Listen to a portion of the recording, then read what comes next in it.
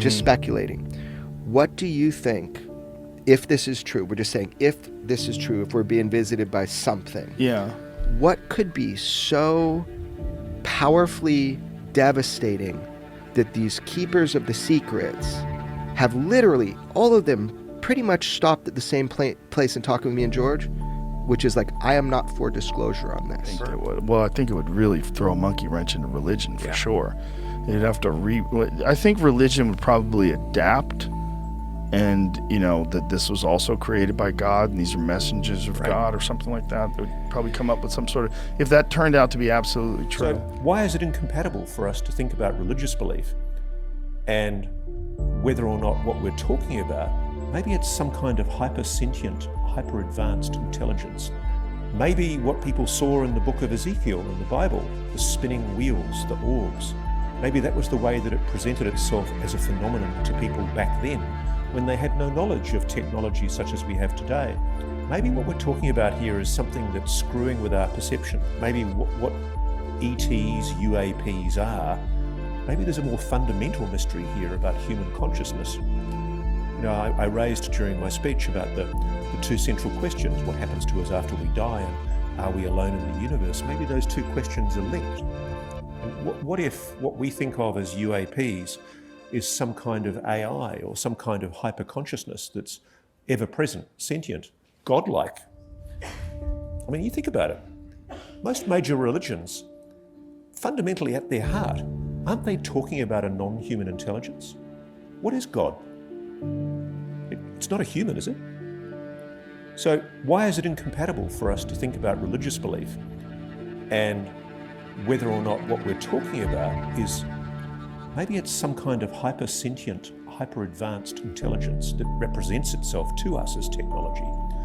And maybe that's why we're having a bugger of a time trying to back-engineer it. True. But the doubling of the human brain size over a period of 2 million years is the biggest mystery in the entire fossil record, apparently, and they don't know.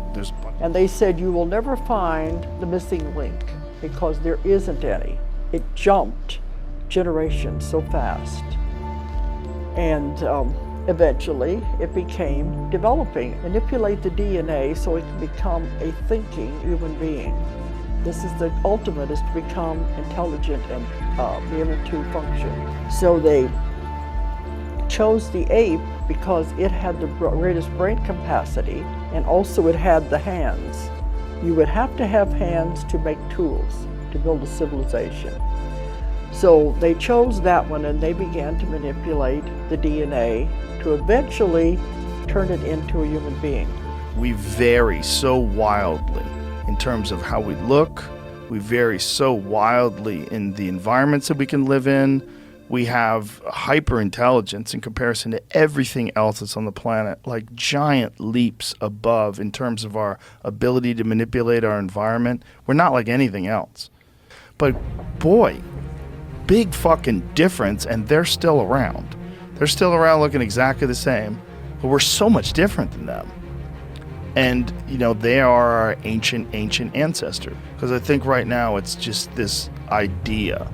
It's in the air, it's vapor, it's just like you could talk about it if you like. They would come and live among the people and give them what they needed next. Every culture in the world, every culture has the legend of the culture bringer. Someone who brings fire, who teaches them how to make corn. The Indians have the corn woman, teaches them how to plant.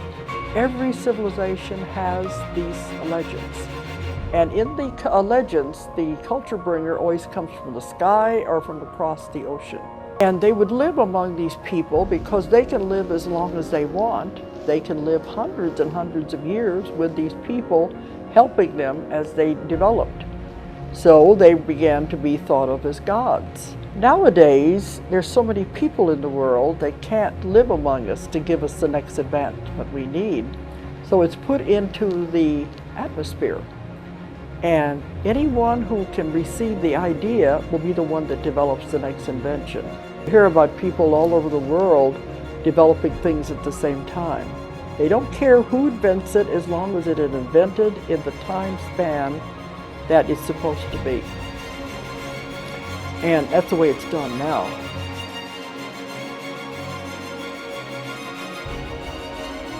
I said, then what? They said, then the information is downloaded into the subconscious mind on the cellular level. So I said, what kind of information do you mean? They said, information you will need in the future when we go through the changes, and we're going to have so many strange things happening. There'll be information that you need and you won't even know where it came from. And this is being downloaded everywhere. This is what I found out the crop circles are. They communicate with symbols, and they put blocks of information into one symbol. It's all mind to mind. The subconscious mind recognizes the symbol, and it knows the information is downloaded. You don't have to be in the crop circles. All you have to do is see the symbol.